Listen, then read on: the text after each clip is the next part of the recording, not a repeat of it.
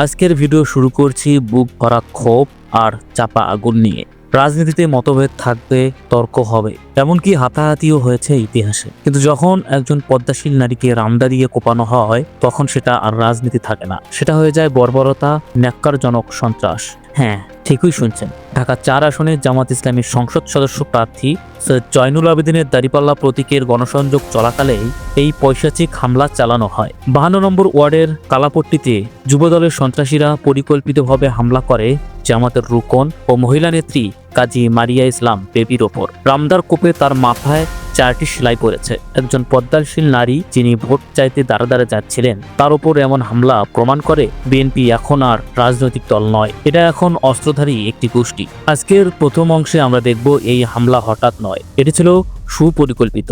এই ঘটনার মূল হোতা কি? নাম রমজান, স্থানীয় যুবদল নেতা, আর তার সবচেয়ে বড় পরিচয় সে ঢাকা ৪ আসনের বিএনপি প্রার্থী তানভীর আহমেদ রবিনের চাচাতো ভাই। হামলার কিছুক্ষণ আগেই এই রমজানের নেতৃত্বে জামাতের নারী কর্মীদের পথরোধ করা হয়, অসভ্য ভাষায় গালিগালাজ করা হয়। তারপর আসে রামদা। এখন প্রশ্ন করি, যদি একজন প্রার্থীর আত্মীয় প্রকাশ্যে দিবালোকে নারীদের ওপর রামদা চালায়, তাহলে সেই প্রার্থী এমপি হলে এলাকার মা বোনদের নিরাপত্তা কোথায়? ঢাকার ঘটনার রক্ত শুকাতে না শুকাতেই খবর এলো শেরপুর থেকে। সেখানে পরিস্থিতি আরো ভয়াবহ। শেরপুর ৩ আসনে বিএনপি তথাকথিত তারেক বাহিনী বিনা উস্কানিতে জামাতের শান্তিপূর্ণ মিছিলে হামলা চালায়। একাধিক নেতাকর্মীর মাথা ফাটে, রাজপথ রক্তে রঞ্জিত হয়।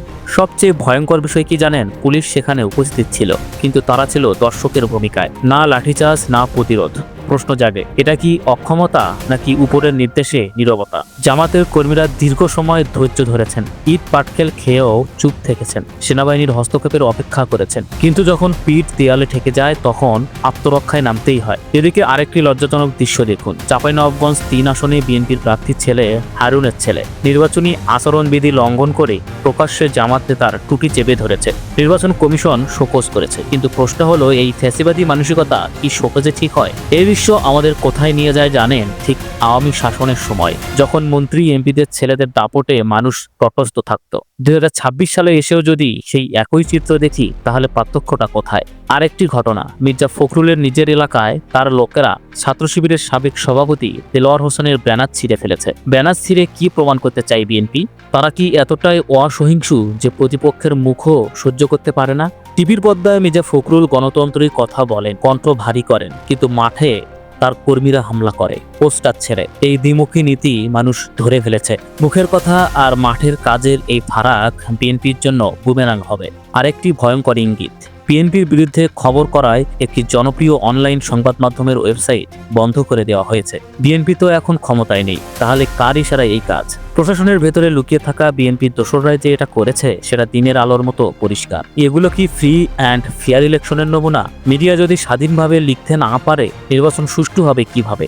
আজকের মূল প্রশ্ন একটাই, বিএনপি কি আওয়ামী স্টাইলে ভোট ডাকাতির রিহার্সাল দিচ্ছে? লক্ষণগুলো মিলিয়ে দেখুন। বিরোধীদের উপর সশস্ত্র হামলা, নারীদের ভয় দেখানো, পোস্টার ছেঁড়া, মিডিয়ার কণ্ঠরোধ, এগুলো সবই আওয়ামী লীগের পুরনো পাঠ্য বই। বিএনপি এখন সেই হুবহু নকল করেছে। শেরপুর, ঢাকা ৪, চাঁপাইনবাবগঞ্জ এগুলো বিচ্ছিন্ন কোনো ঘটনা নয়, এটা একটা ট্রায়াল রান। দেখা হচ্ছে প্রশাসন কতটা পাশে থাকে। কিন্তু বিএনপি একটা বিষয় ভুলে যাচ্ছে, মানুষ দুর্বলকে সহানুভূতি দেয়, কিন্তু ভোট দেয় শক্তিশালীকে। আজ সারা দেশে জামাতের নারী কর্মীরা রক্ত দিচ্ছেন। এখন যদি দল শুধু বিবৃতি আর প্রেস কনফারেন্সে আটকে থাকে, তাহলে মানুষ ভাববে, যে দল নিজের কর্মীকেই রক্ষা করতে পারে না, সে দেশ চালাবে কিভাবে? এটাই বাস্তবতা। তাই আজকের বার্তা পরিষ্কার, ভদ্রতা অনেক হয়েছে, এবার সক্ষমতা দেখানোর সময়। জামাতের এখন একটাই করণীয়, প্রতিটি পাড়া, প্রতিটা মহল্লায় 50 সদস্যের ডিফেন্স টিম গঠন করা, যুবক, ছাত্র, শ্রমিক, সাহসী মানুষদের নিয়ে। যখনই কোনো নারী কর্মী বা গণসংযোগ টিমে হামলা হবে, 5 মিনিটের মধ্যে প্রতিরোধ গড়ে তুলতে হবে, কারণ সন্ত্রাসীরা দুর্বল দেখলেই হামলা করে, শক্ত দেখলে পালায়। এই ইতিহাস নতুন না, শুধু ভোট চাইলেও হবে না, ভোটার আর ব্যালট দুটোরই পাহারাদার হতে হবে। বিএনপির জন্য শেষ সতর্কবার্তা, আওয়ামী লীগও নিজেকে অজয় ভেবেছিল, শেষে জনগণই তাদের জবাব দিয়েছে। বিএনপি যদি সেই পথেই হাঁটে, তাদের পরিণতিও আলাদা হবে না। জামাত কোনো হালকা সংগঠন নয়, এই দল অনেক ঝড় পার করেছে। ধৈর্যের বাঁধ ভাঙলে পালানোর রাস্তা খুঁজে পাবেন না। দর্শক, আপনার কি মনে হয়, জামাতের এখন ঘরে বসে থাকা উচিত নাকি মাঠে নেমে প্রতিরোধ গড়ে তোলা উচিত? মন্তব্যে জানান। আর চ্যানেলে নতুন হলে সাবস্ক্রাইব করুন এবং বেল আইকনটি চাপতে ভুলবেন না।